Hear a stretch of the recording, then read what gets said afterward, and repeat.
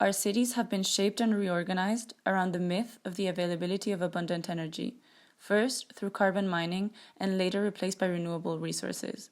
These dynamics have given form to new architectural typologies and urban growth patterns that sustain energy-intensive ways of life.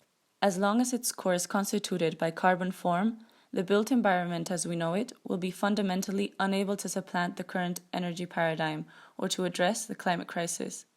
A way of overcoming this cultural and architectural legacy is by recognizing the spatial expression of carbon energy in order to establish a process of architectural degrowth.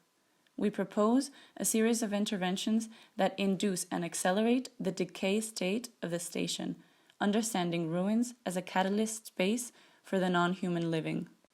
As a first analysis, a material catalog is developed, locating and analyzing each of the station's construction materials, as well as extrinsic and non-human strategies of degradation.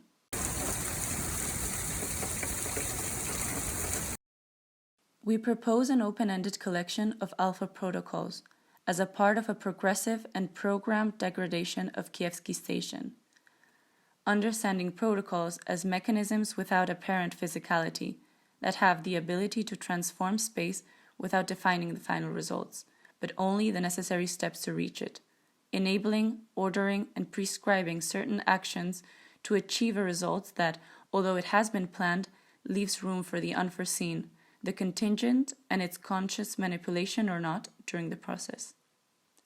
A sequence of events, of steps to follow, open to replication, modification, or subversion, which makes any authorship lose meaning if it's not formulated as part of a process in transformation. Some of the protocols described are oxidation through anaerobic bacteria, demolition of wooden structure by termites, or the rupture of pavements by roots.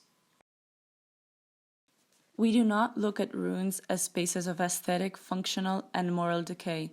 Ruins are not failed buildings, but ecologies that offer reproductive and creative opportunities as a space of in-betweenness. As such, its transgressive space is not obliged to reproduce the normative system of the meticulous planned-out city. Through the incorporation of animal and plant species, the anticipatory ruination, rather than forcing a process of de-anthropization, unchains a picture of degrowth in the consumption of resources. For the development of these protocols, it's necessary to generate a series of atmospheres. As a prototype, we're developing a possible simulator or generator of the atmospheres of the protocols. Based from the concept of Halozoic architecture, we propose a technology that responds to atmospheric changes in the built environment and translates it into sound or light.